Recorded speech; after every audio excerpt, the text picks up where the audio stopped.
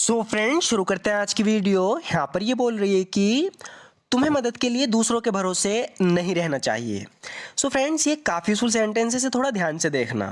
यहाँ पर ये हमेशा दूसरों की मदद के भरोसे ही रहता है, तो इसलिए इससे कह रही है कि you shouldn't count on others for help. तो यहाँ पर काउंट ऑन का मतलब है भरोसा करना किसी पर, किसी चीज़ के लिए। तो यहाँ पर ये कह रही है कि you shouldn't count on others for help, यानी तुम्हें दूसरों की मदद के भरोसे नहीं रहना चाहिए। You shouldn't count on others for help. तुम मदद के लिए हमेशा मेरे भरोसे नहीं रह सकते, यानी अपना हर काम इसके भरोसे ही करता है, यानी इस पर भरोसा करता है कि इसका काम करेगी, इसकी हेल्प करेगी। तो इसलिए इससे कह रही है कि you can't always count on me for help. तुम मदद के लिए हमेशा मेरे भरोसे नहीं रह सकते। You can't always count on me for help. तुम मदद के लिए हमेशा मेरे भरोसे नहीं रह सकते। तुम्हें अपने लिए खड़ा होना सीखना होगा। कहने का मतलब है कि अपना काम तुम्हें खुद करना सीखना होगा, यानी अपने लिए खड़े हो, अपना काम खुद करो। तो इससे कह रही है कि you have to learn how to stand up for yourself. You have to learn how to stand up for yourself. तुम्हें अपने लिए खड़ा होना सीखना होगा। You have to learn how to stand up for yourself. आगे बोल रही है कि जिंदगी किसी के लिए आसान नहीं होती। इंग्लिश में बोलेंगे life is not easy for any one. Life is not easy for any one, यानी ज़िंदगी सबके लिए हार्ड होती है, किसी के लिए आसान नहीं होती। Life is not easy for any one, ज़िंदगी किसी के लिए आसान नहीं होती। खुद पर ज़्यादा बोझ मत डालो। इस इंग्लिश में बोलेंगे don't over burden your self. Don't over burden your self, यानी खुद पर ज़्यादा बोझ मत डालो। Don't over burden your self. आओ चलो चलें, वे तुम्हारा इंतज़ार कर रहे होंगे। तो यहाँ पर ये कह रही है कि कम ऑन, आओ चलें, come on let's go, they must be waiting for you. Come on let's go, they must be waiting for you, यानी कोई काफ़ी टाइम से इसका इंतज़ार कर रहा है। तो कह रही है कि कम ऑन, चलो, लेट्स गो, चलें, वे तुम्हारा इंतज़ार कर रहे होंगे। They must be waiting for you, तुम्हें उनसे ज़्यादा इंतज़ार नहीं करवाना चाहिए। इसे हम इंग्लिश में इस तरीके से बोलेंगे यू शुडेंट कीप। तो ध्यान रखना, यहाँ पर यूज़ हुआ है कीप का। You shouldn't keep them waiting so long.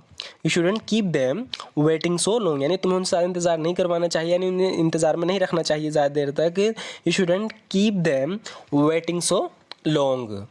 सिर्फ तुम ही हो जिससे मैं मदद का भरोसा कर सकती हूँ, यानी कि यहाँ पर फिर से भरोसे की बात हुई है, तो इसके लिए हम काउंट ऑन का यूज़ करेंगे। कह रही है कि you are the only one I can count on for help. You are the only one I can count on for help, यानी तुम ही हो जिससे मैं मदद का भरोसा कर सकती हूँ। You are the only one I can count on for help. आगे बोल रही है कि माफ़ करना, लेकिन मदद के लिए जाने के लिए मेरे पास कोई और नहीं था। देखो, यहाँ पर भी मदद की बात चल रही है, लेकिन यहाँ पर एक अलग फ्रेजल वर्ब का यूज़ हो रहा है, इसलिए थोड़ा ध्यान से देखना। यहाँ पर यूज़ हुआ है टर्न टू। वैसे तो आमतौर पर टर्न का मतलब मुड़ना होता है, लेकिन यहाँ पर टर्न टू एक फ्रेजल वर्ब है, और जिसका मतलब होता है कि अगर कोई मुश्किल वक्त से गुजर रहा है और वो किसी के पास मदद के लिए जा रहा है, यानी किसी की तरफ अपना रुख कर रहा है। हमेशा हम बुरे वक्त में उसी की तरफ मदद के लिए जाते हैं जो हमारी मदद कर सकता है। हमें पता है कि सिर्फ वही हमारी मदद कर सकता है, यानी हम उसकी तरफ मुड़ लिए। तो इस सिचुएशन में यहाँ पर यूज़ हुआ है, जैसे कि ये बता रही है कि I am sorry but I had no one else to turn to. कह रही है कि माफ़ करना, लेकिन मेरे पास कोई और नहीं था जिसके पास मैं मदद के लिए जाती। I am sorry I had no one else to turn to. मैं यहाँ सिर्फ तुम्हें ही जानती हूँ, यानी इस इलाके में जहाँ मैं रह रही हूँ यहाँ मैं सिर्फ तुम्हें ही जानती हूँ। You are the only one I know out here. You are the only one I know out here. आप यहाँ पर आउट को भी हटा सकते हो, हेयर भी बोल सकते हो, आउट हेयर भी बोल सकते हो। You are the only one I know out here, मैं यहाँ सिर्फ तुम्हें ही जानती हूँ। तुम्हें पता है तुम हमेशा मेरे पास मदद के लिए आ सकती हो। तो यहाँ पर इसका दोस्त इससे कह रहा है कि चिंता मत करो, तुम हमेशा मेरे पास मदद के लिए आ सकते हो, यानी जब भी तुम पे बुरा वक्त पड़े तुम मेरी तरफ को मुड़ सकती हो मदद के लिए। कहने का मतलब है कि मेरे पास मदद के लिए आ सकती हो। You know you can always turn to me. जब भी कोई हमारे पास मदद के लिए आ रहा है और वो शर्मिंदा सा है, उसे शर्म आ रही है मदद मांगते हुए, तो तुम मुझसे कह सकते हो कि you can always turn to me. तो तुम्हारे कहने का मतलब है कि तुम हमेशा मेरे पास मदद के लिए आ सकते हो, यानी तुम पे जब भी बुरा वक्त आए तुम मेरी तरफ को मुड़ सकते हो, मुझ पर उम्मीद कर सकते हो, मेरे पास मदद के लिए आ सकते हो। तो इसलिए इससे कह रहा है कि ये थोड़ा घबरा रही है इससे मदद मांगती हुई, तो कह रहा है कि यू नो, तुम्हें पता है, you can always turn to me. तुम्हें पता है तुम हमेशा मेरे पास मदद के लिए आ सकती हो। You know you can always turn to me. अगर तुम्हें कोई दिक्कत है तो तुम हमेशा मेरे पास मदद के लिए आ सकती हो। इस सेंटेंस को थोड़ा बढ़ा के बता रहे हैं। यहाँ पर ये कह रही है कि if you have any problems, यानी अगर तुम्हारे पास कोई प्रॉब्लम्स है, कोई दिक्कत है, तुम्हें कोई परेशानी है, if you have any problems, you can always turn to me. तुम हमेशा मेरी तरफ मुड़ सकती हो। कहने का मतलब है मेरे पास मदद के लिए आ सकती हो। If you have any problems you can always turn to me. अगर तुम्हें कोई दिक्कत हो तो तुम हमेशा मेरे पास मदद के लिए आ सकती हो। आखिर हम पुराने दोस्त हैं। यहाँ पर आखिर इस सेंस के लिए हम यूज़ करेंगे after all we are old friends. After all we are old friends. आखिरकार हम पुराने दोस्त हैं। After all we are old friends. क्या तुम मुझे बता सकती हो इसका इस्तेमाल किस लिए किया जाता है? तो कोई चीज़ के हाथ में है तो इससे पूछ रही है कि could you tell me what this is used for, यानी कि इसका यूज़ किस लिए होता है। जब भी हम कोई चीज़ देखते हैं जो हमारी समझ से बाहर है, कोई नई चीज़, तो हम पूछते हैं सामने वाले से कि ये किस काम में आती है, यानी इसका यूज़ क्या है। तो इसे इंग्लिश में कैसे बोलें? हम इंग्लिश में इस तरीके से बोल सकते हैं, could you tell me what this is used for.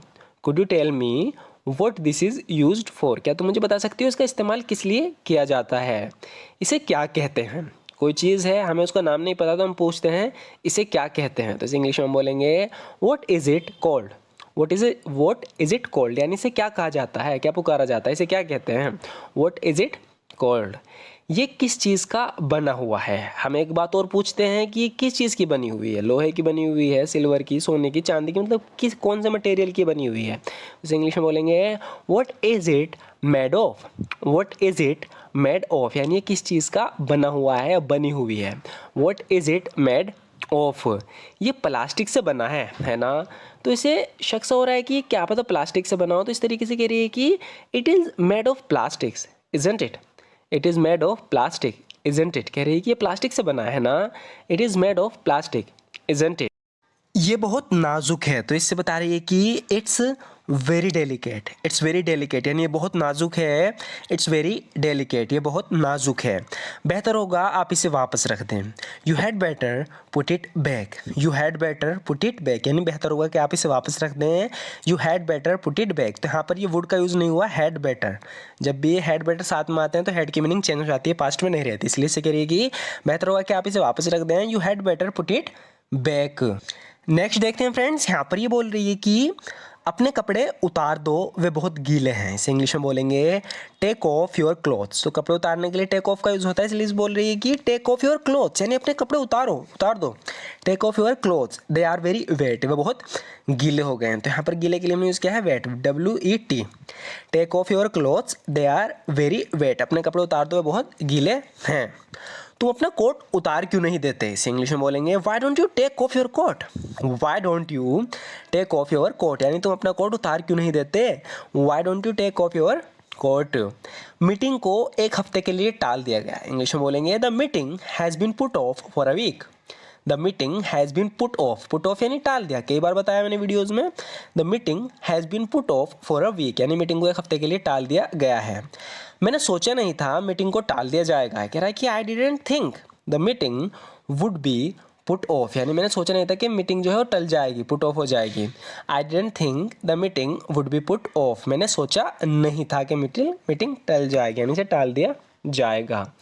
So friends, आज की वीडियो में बस इतना ही। आपको ये वीडियो कैसी लगी ज़रूर बताना। इस तरह की और भी वीडियोस देखना चाहते हो तो हमारे चैनल को जरूर सब्सक्राइब कर लेना, और वीडियो अच्छी लगी तो लाइक ज़रूर कर देना। Thank you so much for watching this video friends.